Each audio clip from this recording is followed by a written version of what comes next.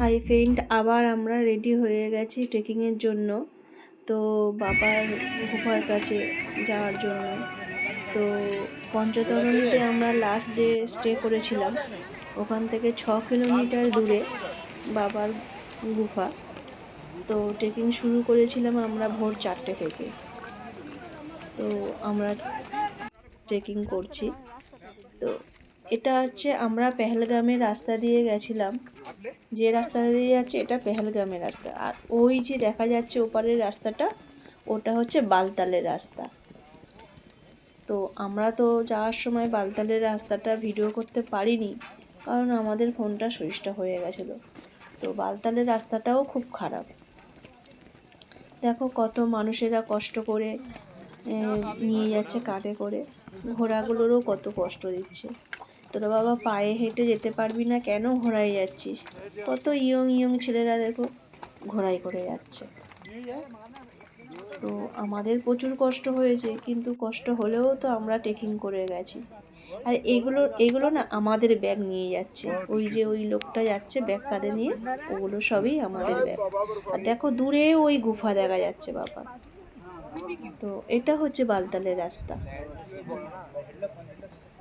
আর ওই যে বাবার গুফাটা। তো চারিদিকটা খুবই সুন্দর। আমি আর আমার হাজবেন্ড যাচ্ছি। আমার তো খুবই শরীর খারাপ হয়ে গেছিল, খুবই কষ্ট হচ্ছিল, প্রায় কাঁদতে কাঁদতে বাবার কাছে গেছি।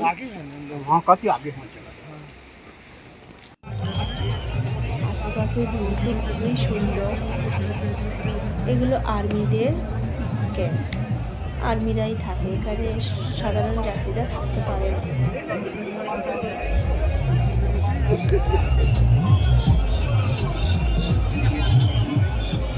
চারিদিকটা দেখো কত সুন্দর। আর ওই সামনে এই সামনের ঘরটাকে জুতো রাখা হয়, আর এদিকটা ব্যাগ রাখা হয়েছে।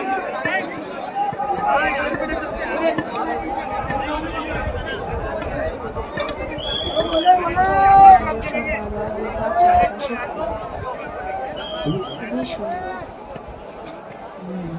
পুরো যেন স্বর্গেই চলে এসেছি, এত সুন্দর।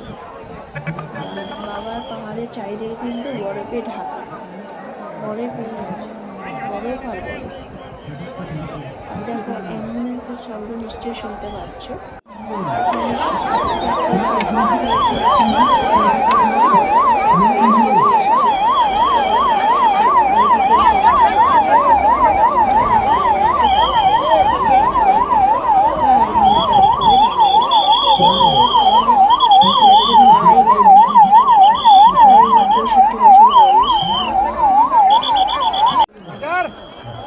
চারিদিকটা খুবই সুন্দর,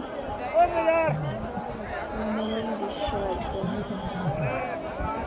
কিন্তু বাবার গুহার ভিতরে তো ফটো করতে পারলাম না, ছবি তুলতে পারলাম না, কারণ ওখানে অ্যালাউ নেই ফোনে।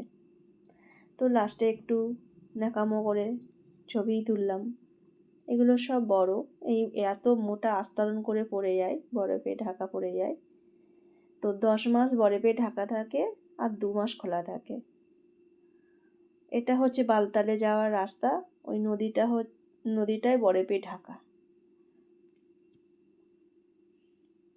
আর এই জিনিসটা হতে হেলিপ্যাড, এখানে হেলিকপ্টার নামে ওঠানামা করে। এখান থেকে মানুষ আরও 6 কিলোমিটার দূরে যায়। তো টাটা, আজ এই পর্যন্ত। নেক্সট ভিডিওতে